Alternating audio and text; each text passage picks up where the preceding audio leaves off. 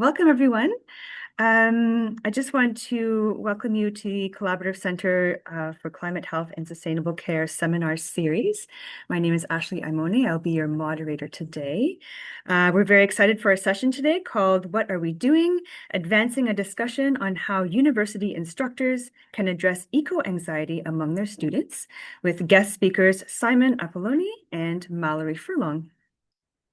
So for those of you who may be joining us for the first time, the Collaborative Center for Climate Health and Sustainable Care is an academic unit at the University of Toronto that catalyzes climate and sustainability research, education, and practice change in clinical care, health system management, health policy, and public health.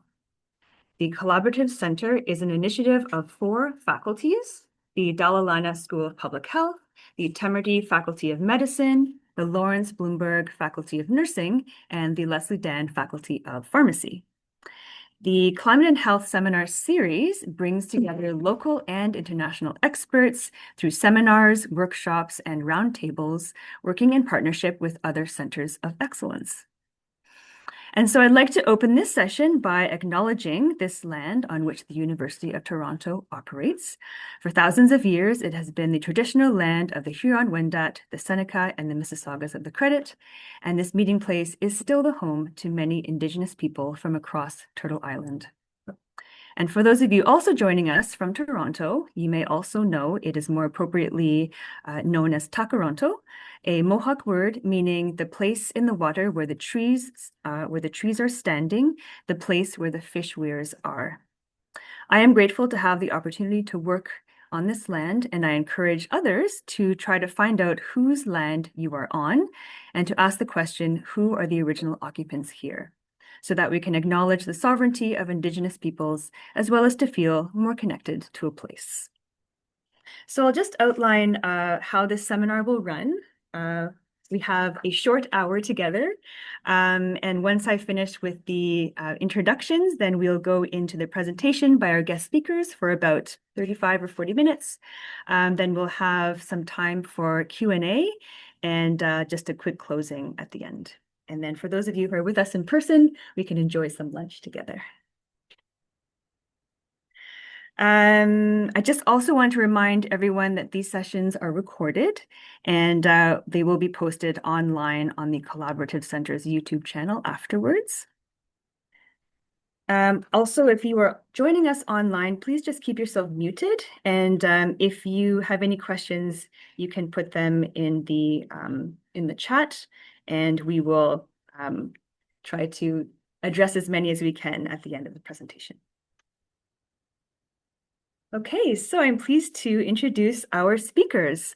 Dr. Simon Apolloni is an assistant professor in the teaching stream at the School of the Environment at the University of Toronto. His teaching encompasses worldviews, ethics, psychology, and Earth-human relationships as they intersect with our environmental crisis. His current research interest lies in understanding and utilizing pedagogies of hope that build psychological resilience with students as they learn to cope with their climate anxiety and navigate paths towards sustainability. He is the author of Convergent Knowing, Science and Christianity in Conversation with His Suffering Creation, which was published in 2018, and also lead co-editor of Generation Laudato Si, Catholic Youth on Living Out an Ecological Spirituality. And Mallory Furlong holds a Master of Science in Sustainability Management and an Honors Bachelor of Environmental Science, both from the University of Toronto. She has a broad range of experience in education, social media and communications, energy, tourism, and the entertainment industry, which gives her a unique perspective on her work. For the past 3 years, Mallory has been conducting research on eco-anxiety amongst post-secondary students and autistic youth. And this research led to the creation of Climate Crisis Café, which provides a safe space for people to talk openly about their eco-anxiety. Currently, Mallory is working as a project coordinator, grid innovation at Electra Utilities, GRENT, or maybe GREAT, is that GREAT Center, supporting vehicle-to-grid projects and the transition to a cleaner energy system. A very warm welcome to both of you, and I will give the floor to you. Awesome. And stop sharing. Okay, we're Th- gonna get set up. 1 second. You're Thank good. you very much. Thank you. And thank you all for joining us and attending this session today. Mallory and I have chosen to interlace our talks back and forth, sharing our research and our experiences. I've been teaching in an introductory environmental studies class for 500 students at the School of the Environment for some time. I became aware, like most of you, some 6 years ago, of a range of emotions that the students were experiencing: worry, unease, grief, powerlessness, even guilt. These feelings describe eco anxiety, which Mallory will be discussing shortly, a phenomenon experienced by many youth today. And it's brought about by the uncertainty of the future that climate change professes. And I grew tired. I grew tired of teaching them the end of the world as they know it, so to speak, only to watch them fall off of that world at the end of the term. And I felt much like Miracle Max, for those of you fans of Princess Bride, just keep waving them, have fun storming the castle, knowing very well that their success would take a miracle.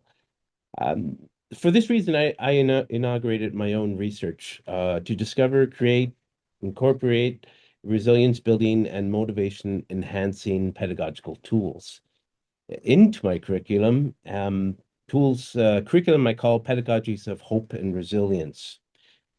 And this is the basis of our talk today. Our research will be published in the Journal of Environmental Studies and Science, and likely with the same title as this talk.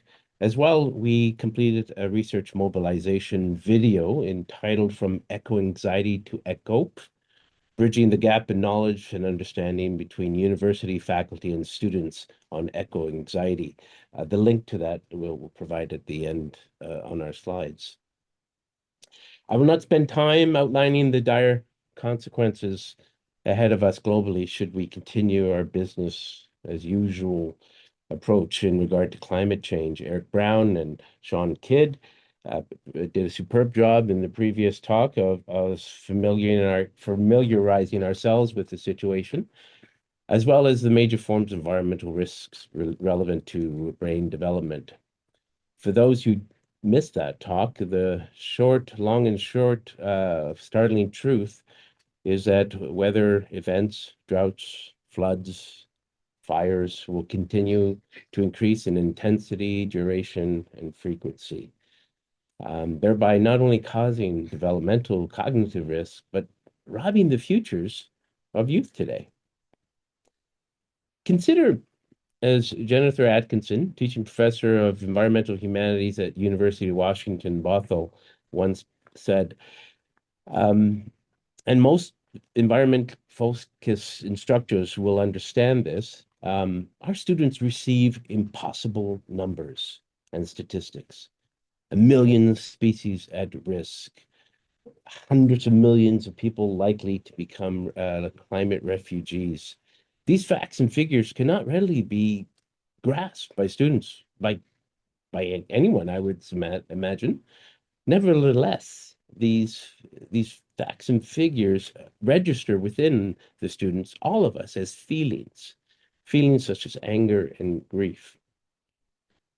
To the scenario, we keep in mind it's not merely environmental issues that cause anxiety today, but a zeitgeist of realities, wars, the rise of AI, and financial insecurity. The barrage of dark information students experience today becomes a noise that gets in the way of their learning. The fact that increasing number of youth today are questioning whether to have babies should raise concern among us at the university. It speaks to sentiments our students harbor as merely surviving as opposed to thriving. So we maintain that university instructors, indeed university at large, bear an obligation to address the issue from both a moral and a pedagogical standpoint. So before I move into that discussion, I'd like to pass the mic to Mallory, who will speak about her own research and experiences on eco-anxiety. Thank you, Simon. So let's get a bit more into the weeds here. Eco-anxiety, it's this buzzword you've probably heard thrown around a lot. I think most of us can agree it's a pretty broad term, an umbrella term that basically describes any and all emotions that you might have in response to the ecological crisis. So everything from anxiety, anger, depression, guilt, hopelessness. It's a really fun list when you say it out loud. And these things can develop into something a little bit more severe, like an eating disorder or substance abuse challenges pertaining to the climate crisis. For others, a spirituality crisis, existentialism, identity crises. Some people can't handle it, so they turn straight to denial or disavowal, which I understand. It's a lot to hold on to. Eco-anxiety can happen to anybody. It's not something you need to be diagnosed with. It's not something that exists in the DSM-5, the Diagnostic and Statistical Manual of Mental Health Disorders. But if you've spent any time with the DSM-5, that probably won't shock you very much. It's a little outdated. We're here today to talk about post-secondary students, especially those studying environmental studies and adjacent fields. And this arises from the idea that young people who have contributed the least to the climate crisis are going to bear most of the brunt of it, whether that's physically, literally, or emotionally. As you see on the screen, I found all of these headlines in the matter of 5 minutes. They date back all the way to 2014. And you've probably heard this sentiment quite a few times in recent years.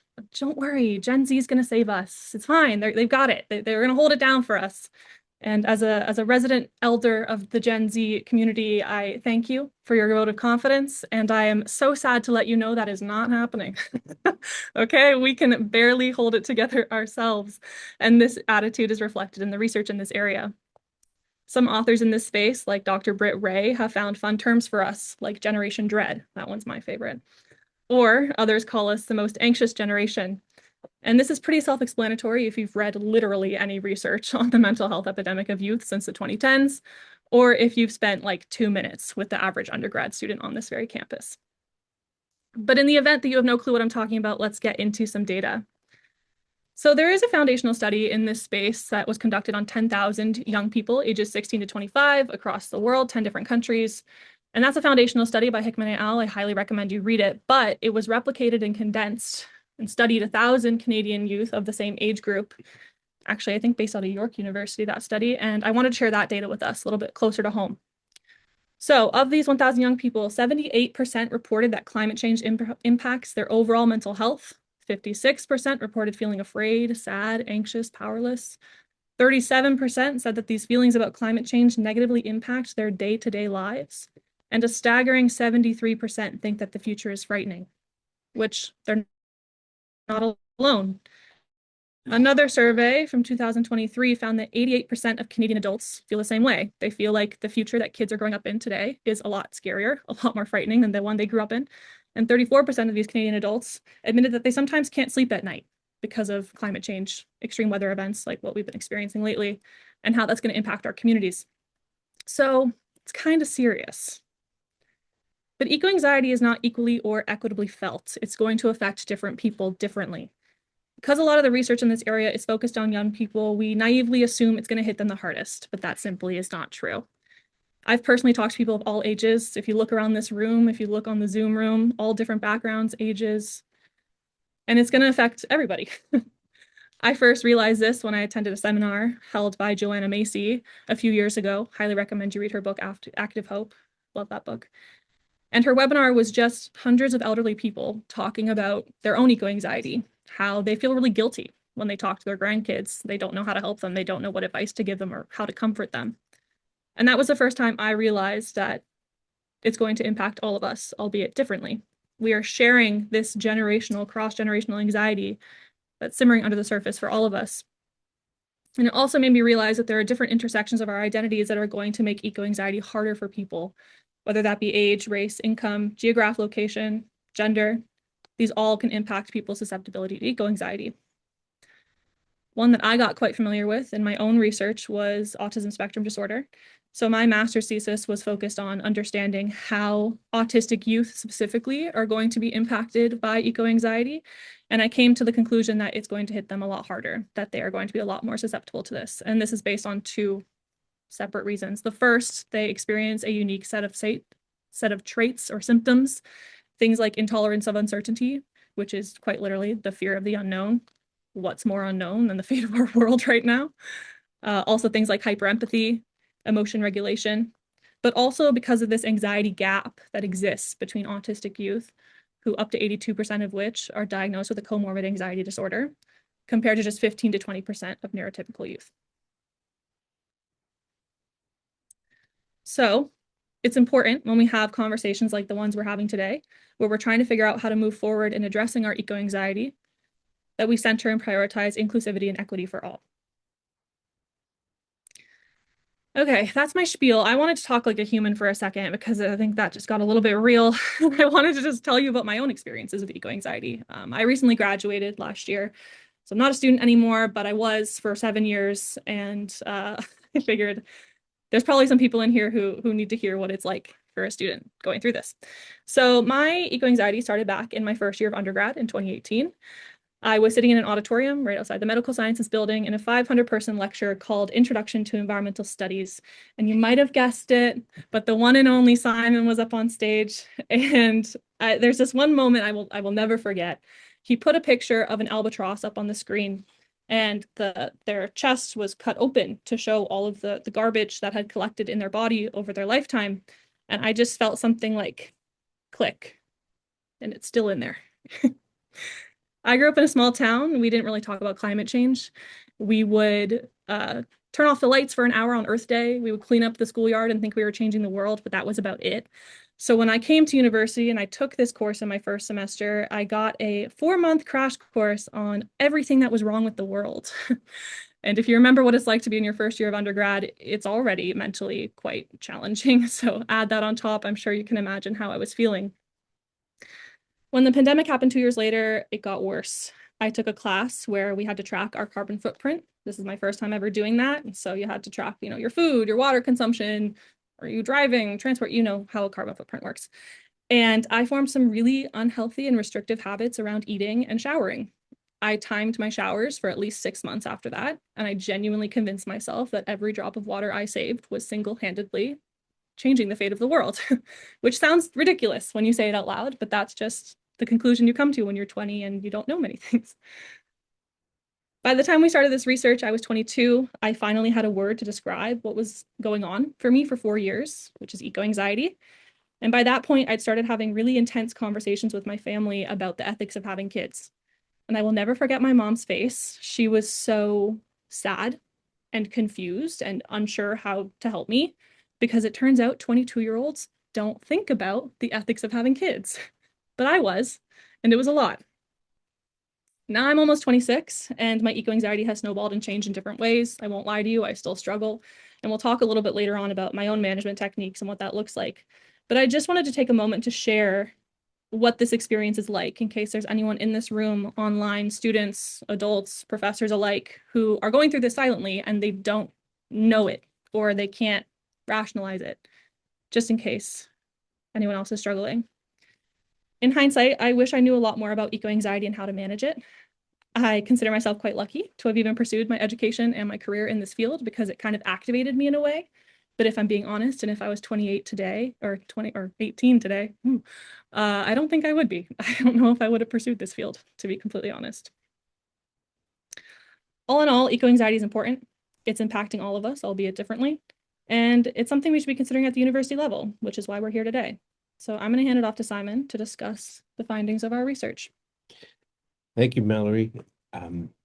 Mallory attests to the real reason I knew I had to change my pedagogical approach some 5 years ago. The assumption under which we are working is that higher education that our students receive ought to empower them fully. And that includes fostering not just knowledge, but some hope, some psychological resilience to help them confront not just the next 4 years ahead of them, but the difficult times after graduating for the rest of their lives, the long haul work. So I was curious about what other university level instructors, especially those dealing with environmental issues, were doing across universities in Canada with eco anxiety. I assembled a research team, of course, includes Mallory, as well as Nolan Sharper, Annika Harley, Charlotte Chang, Salvatore Gormaggi, and for the accompanying mobilization video, Kaiser Case Camp. So I just want to give a shout out to them. We conducted a survey along with interviews of instructors at 5 Canadian universities. Of the 157 contacted, 41 responded, and we had the survey was followed by an interview with 6 participants.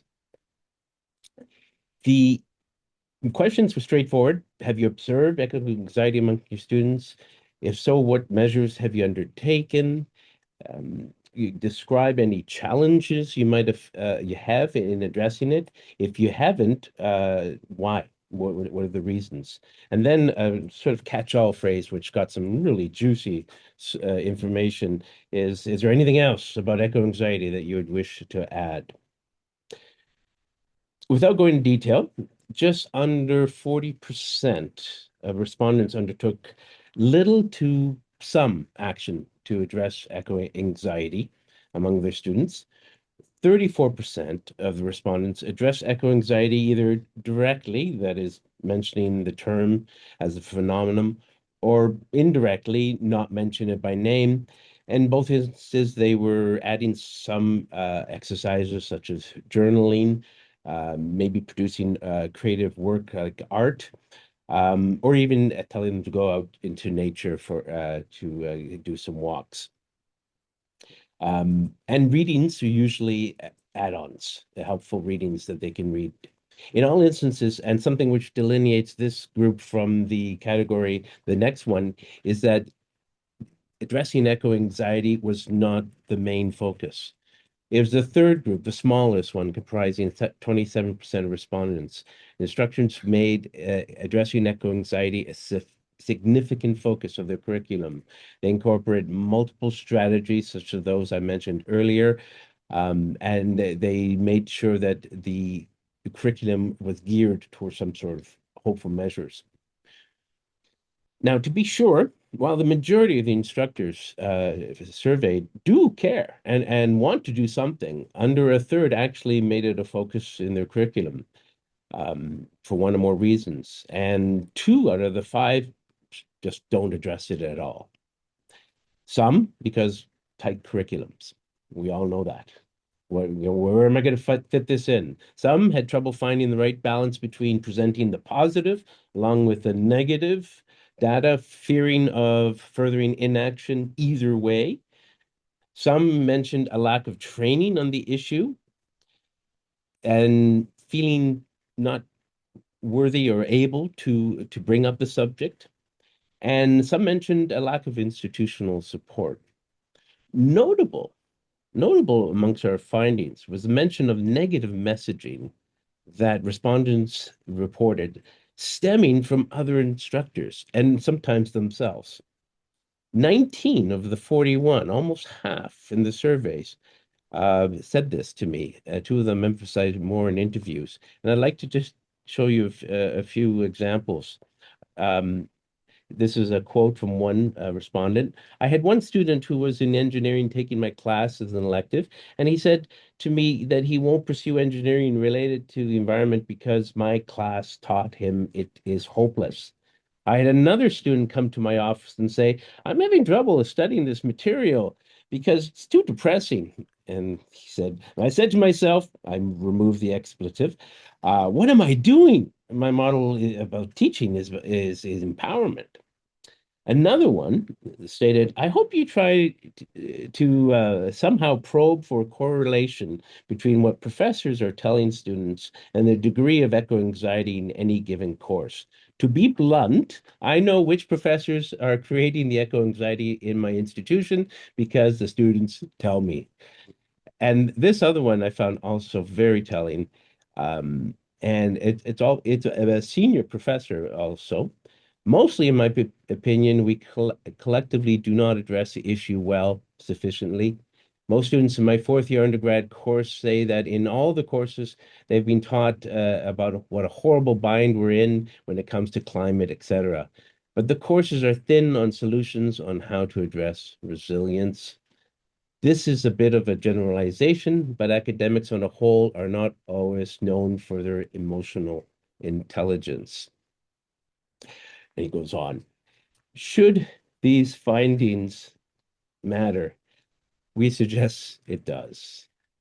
Um, we believe that the core of this issue is a larger, more complex matter, the purpose and implementation of higher education in an era of societal and environmental crises, and the capacity of universities to bring about necessary change.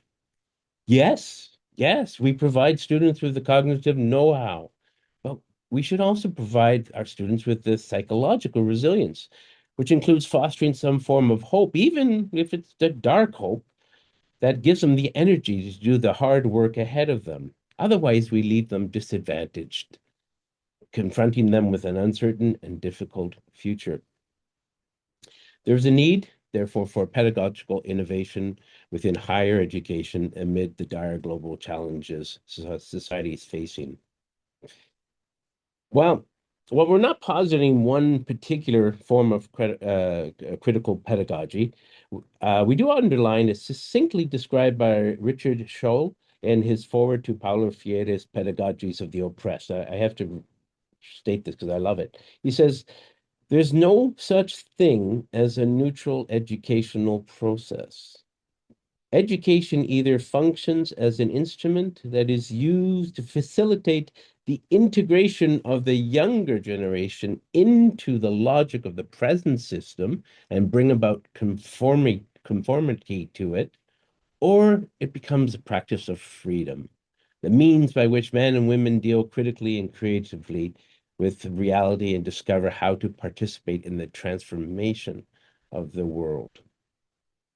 Suppressing emotions such as anger, resentment, or worry, while expedient in helping us get through our day, can actually degrade cognitive performance. The study published in Personality and Social Psychology Bulletin found that regulating emotion experiences, along with the emotional expressions, impaired memory performance, suggesting that emotion and cognition are far more intermixed with our daily lives than commonly understood. The researchers suggest that suppressing emotions consumes our finite attentional resource that would otherwise be used to process the information. In the end, then, when teaching about climate change and destruction of the natural world, emotions matter. In this last section of our talk, Leading with Mallory, we would like to suggest some pedagogical practices, some strategies that might help move us in the right direction. Okay. So when Simon first approached me about this seminar, I had one simple request. I said, I don't want anyone leaving this room feeling more anxious and confused and scared and questioning than they came into it. Because as we've kind of alluded to in the research and also in my personal experience, that happened to me a lot in my undergrad. I would go to environmental chemistry, for example, and I would learn about Vox and NOx and SOx and like, I don't know, rocks probably. And they would be like, oh my gosh, guys, like that was a bit of a heavy class, but have a great weekend. And then I would go home and I'd stare at the wall and I'd be like, is it around me? Like, what is my vents protecting me? No. So I didn't want to do that to anybody. And I think we've been doing enough research in this area, ourselves for a few years, but also the field for over 10, that we know that's not helping anybody. So we've done some trial and erroring. We've had some successes and some failures, and we wanted to share some of our successes with you today. One of those is Climate Crisis Café. So back when we started this research in 2022, it was a very small team. It was myself, Simon, and our dear friend Nolan Sharper. And Nolan and I would meet every other week. We would talk about what we were reading, what questions we had, what definitions we were coming up with, gaps we needed to fill.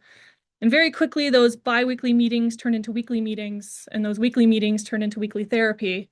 And we would just chat about how it was actually making us feel. Because turns out when you're reading about everyone else's eco-anxiety, you get some inspiration for your own, and you start panicking about things that you didn't know you had to panic about at the time. And we kind of sat there over a cup of coffee and we would be like, okay, I'm struggling and you're struggling, and this coffee is helping somehow, we're just chatting, surely other people are struggling and they don't have this space. And that's how Climate Crisis Cafe was born. So it's a safe space for people to get together and just chat about their eco-anxiety. Whatever people brought to the table, we would meet them where they were at, whether it was specifically about climate change or the poly crisis, like what's going on around us in the world. And we would not claim to be therapists. I don't have that degree. I don't have that designation, but I am a human being who also experiences emotions. And so that's how we would meet people where they were at. We would chat for an hour, we would draw, we would paint, some people would crochet, we would drink tea and eat cookies and just be there with one another. And turns out it worked. People loved it. Turns out community is the answer. And that's not an easy answer to come to. Sometimes it's hard to find that. So I guess on a more personal level, I love to read, I love to draw, I love to write poetry. I find that helps me get through the days when it's difficult. But I also love to teach. And so being here right now in a room, in person and online, full of people who care enough to just come and listen makes me feel a little bit better. So thank you for being here with us today. I'm going to let Simon get into the pedagogical techniques and how he's recently, in the past couple of years, found ways to bring this into his own classroom. Thank you, Mallory. In recognition of time, I want to present just three evidence-based pedagogical techniques, all of which can be used in just about any setting. The first pedagogical technique is to present reality dialectically. That is to cultivate the capacity within students to see opposites existing simultaneously, thereby presenting some hope. This is important because research has shown dialectical thinking to be an effective way of moving individuals away from thinking in just black and white terms and freeing them to conceive the world in multiple ways. It's used successfully in evidence-based therapies around the globe to help individuals not only accept the realities they face, but understand that that reality can also be changed. In other words, we say, yeah, the situation is grim. But there are also many positive developments at the same time. And this example on this slide is just one. You can talk about the rise in greenhouse gas emissions, yes, but you also say, hey, did you know for the first time that we both have solar and wind exceeding the emissions, the energy production that comes from coal, and we need to show them that. The second pedagogical technique is to help them process their emotions in a safe and effective way. It can be done in a number of ways. Here, I'm using a visual art as an example. This is an assignment one of my students did. Instead of writing about climate injustice, the student chose the option of art, and it was an option. Here we have a wonderful collage depicting environmental racism in Nova Scotia.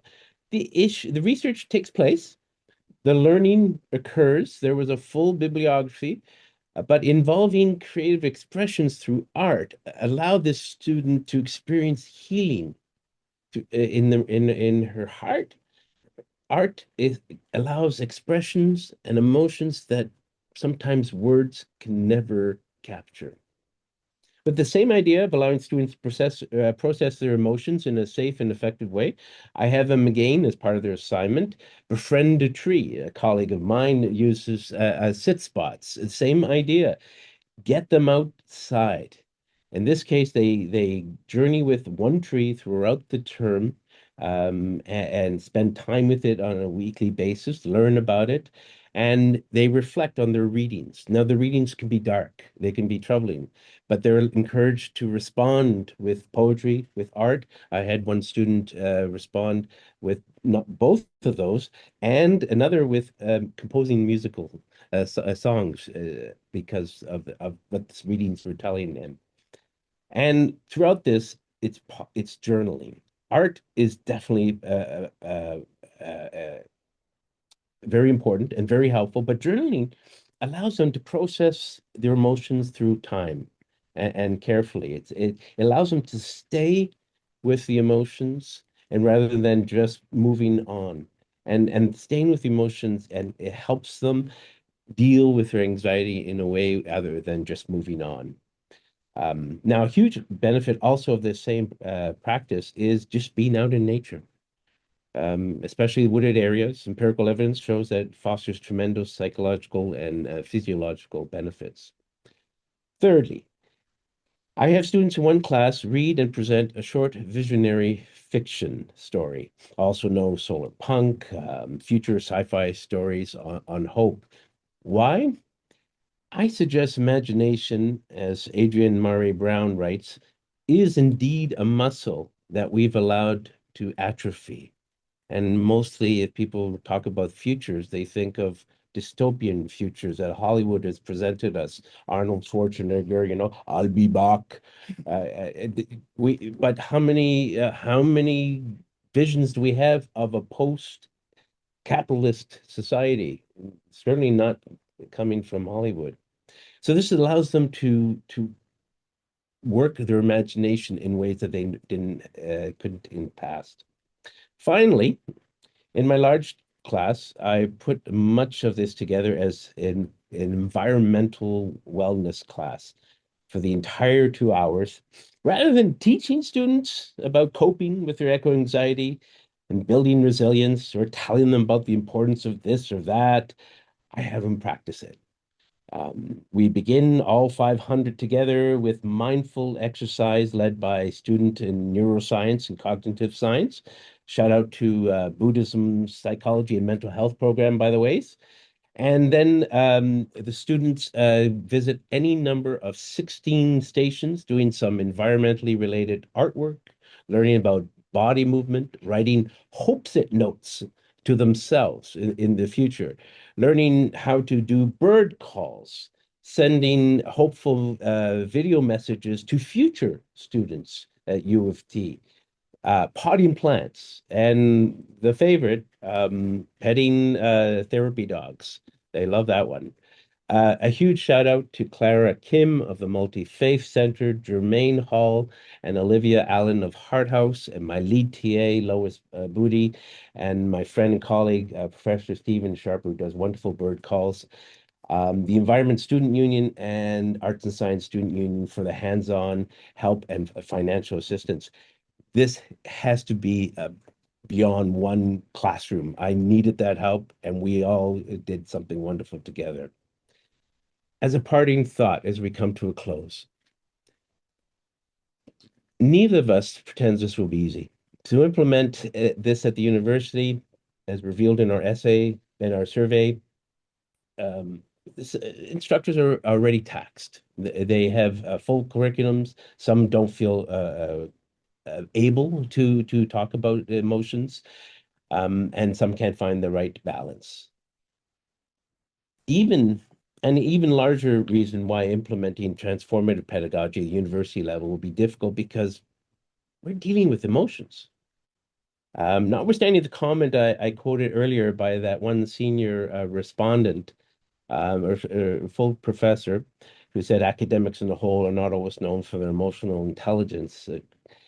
Author Generation Dread, Britt Ray, who Mallory mentioned earlier, underlines that in the Western nations, and I tend to agree, we're generally not, we lack emotional intelligence.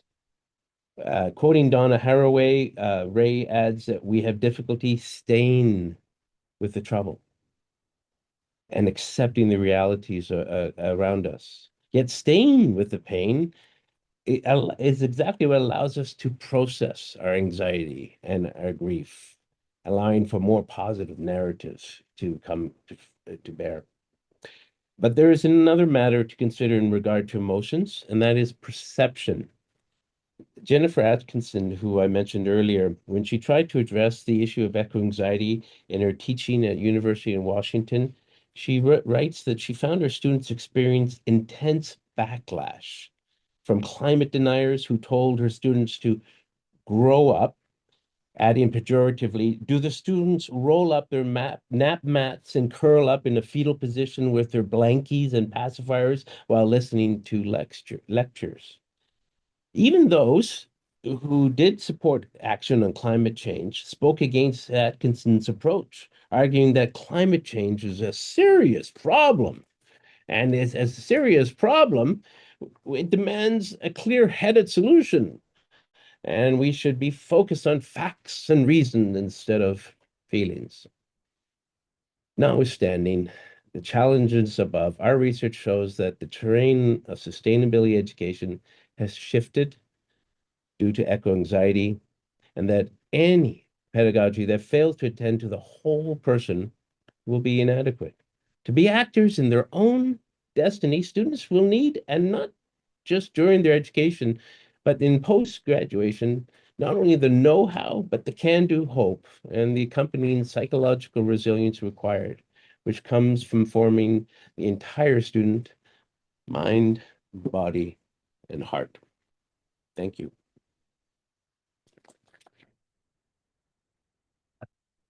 Okay. Thank you so much to our speakers, Mallory and Simon.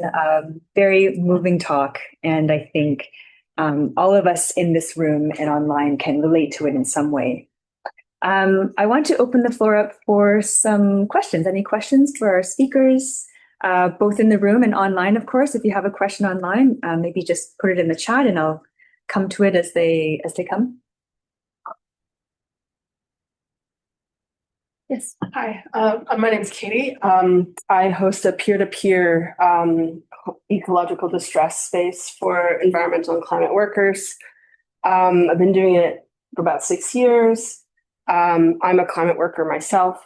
And what I've come to understand, and I also live with chronic ecological distress, that the people who show up are mostly women or women identifying.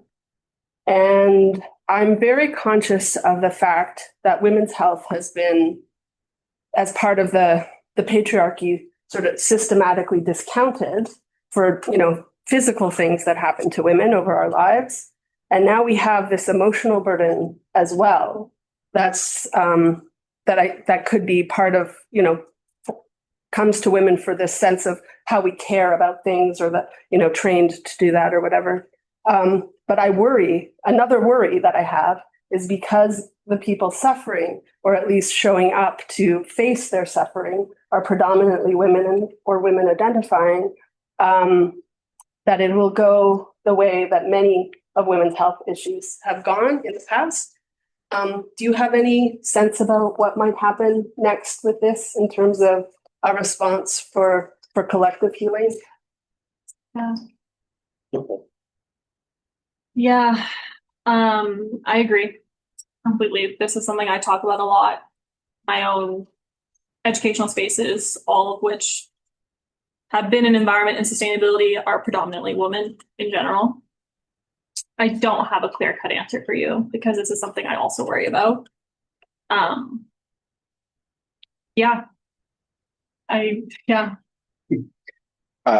could add to that, more hopeful note.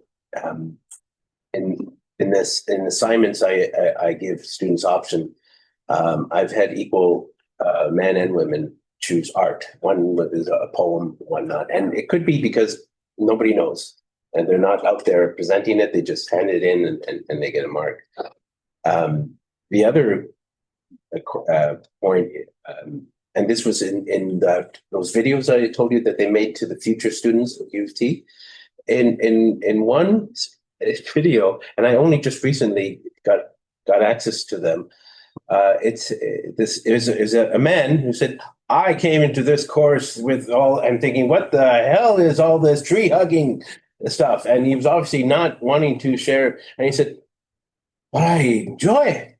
I felt relieved after this session and I think what happened is that by having the whole class do it, it was normalized. And suddenly the men who aren't necessarily as good with sharing their emotions were petting dogs and hugging their dogs and getting teary-eyed. I offer that as a normalization, as something we can work towards. Thank you. Thank you. We have a question online. Blake, please come in. Hi, Thank you both, Mallory, Simon. It's good to see you, and great presentation. So much to chew on there.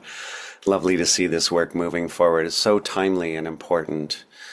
I guess one of the things I found myself chewing on, and I've been reflecting a lot on this lately, I feel like in some ways a little bit of the elephant in the room is what kind of hope are we talking about?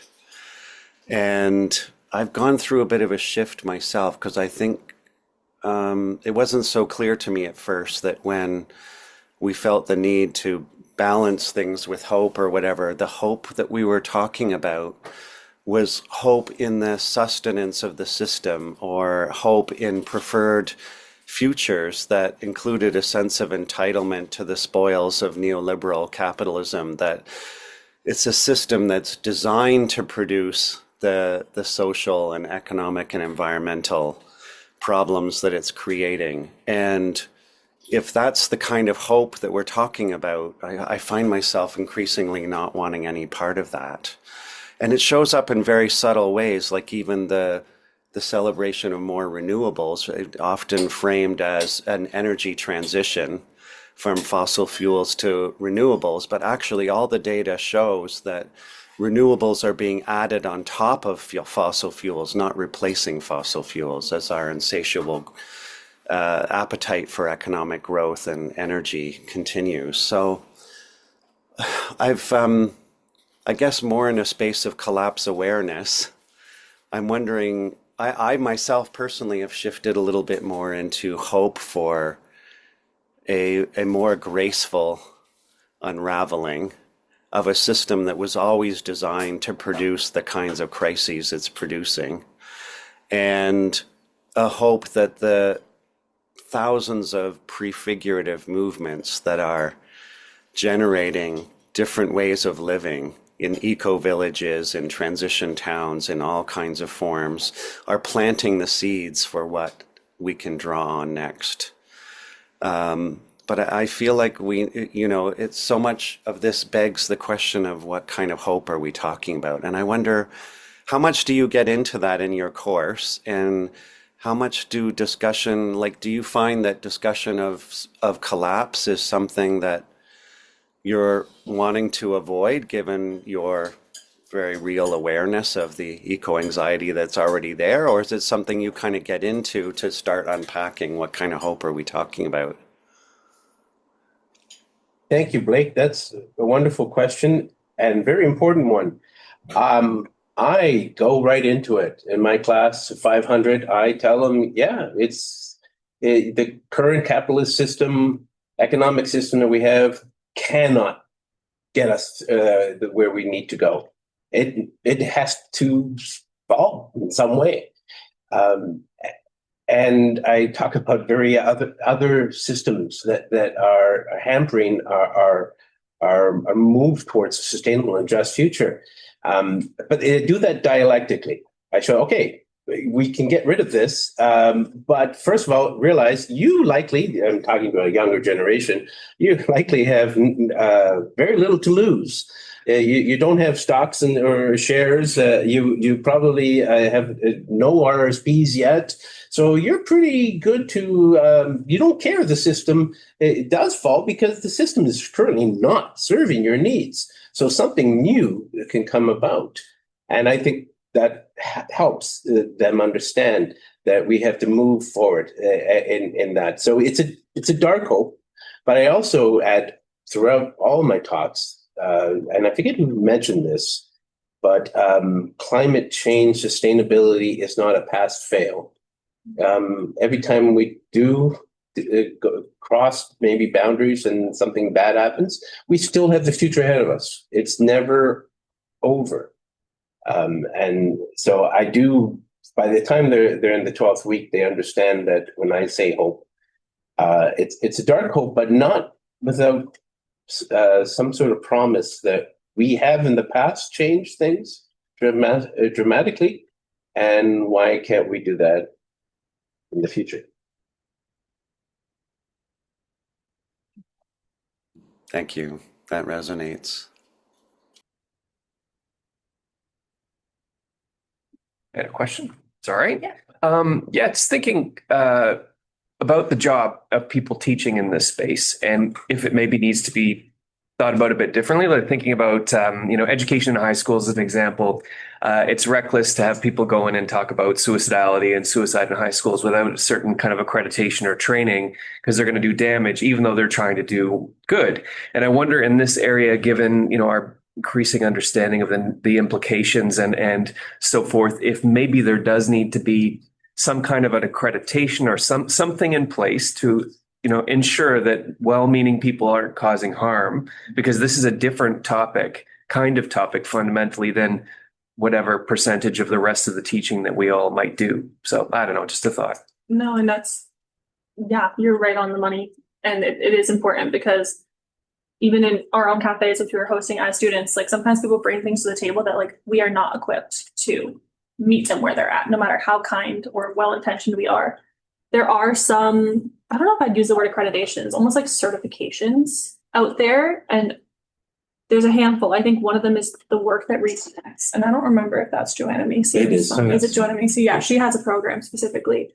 And there's another one, and I don't remember off the top of my head. There are a couple to try and start that process and recognize like this is a little bit more serious than, again, well-intentioned people can also cause harm. Right. But yeah, especially when you're dealing with vulnerable communities, young people, high school students, like these conversations are trickling down, right? So I'm glad you brought that up for sure. And the nature of being a university professor is that you must do your research ongoing, so that you're not just rehashing what in the past, that you're learning yourself. And it's, I think, easier perhaps, and because the autonomy each professor has in his or her course. But at the high school, it's a matter of time. And you're right. Do they know where to go? Have they done the research? Do they know that positive.news.com is a great site to go to? I see Blake mentioned the Good Grief Network. Do they know the psychology of hope?